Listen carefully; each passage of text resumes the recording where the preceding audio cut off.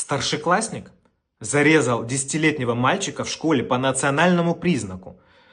Этот 10-летний мальчик звал на помощь своего отца на русском языке, учился в русской школе, русской культуре, русскому языку. С ним же он учился, в этой же школе, в русской школе он учился русской культуре. И этот фашист не дал ему это сделать. Единственный враг России – это национализм. Единственное, что может разрушить Россию, это национализм. А вот это паблики, друзья. И они в этом паблике оправдывают это убийство. Поставьте на паузу и посмотрите скрины, что они пишут.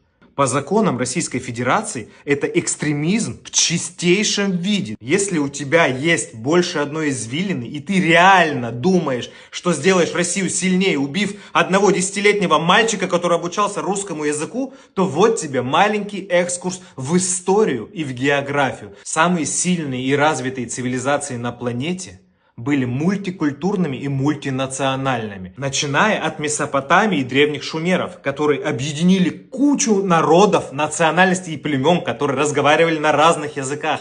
Благодаря этому создалась их империя, и благодаря этому она процветала. Римская империя, которая состояла из римлян, греков, фракийцев, каппадокийцев, эртрусов, кельтов и всех остальных. Как только возникало национальное желание отделиться, все империи рушились и приходили в упадок. То же самое Византийская империя, то же самое Османская империя состояла из кучи разных других национальностей, которые даже друг друга языка не понимали. Российская империя в период своего максимального расцвета после победы над Наполеоном в 812 году тоже состояла из кучи разных национальностей. Тем навстречу приходил российский император к Наполеону с чувашами. Давайте возьмем современный мир. Самая могущественная экономика мира, Соединенные Штаты Америки, состоит из множества национальностей, наверное, самое мультинациональное государство, самая мощная экономика в мире. Пуэрториканцы, итальянцы, французы, англичане, испанцы, мексиканцы, армяне, русские, грузины, украинцы, все там. Франция – мощнейшая экономика Европы.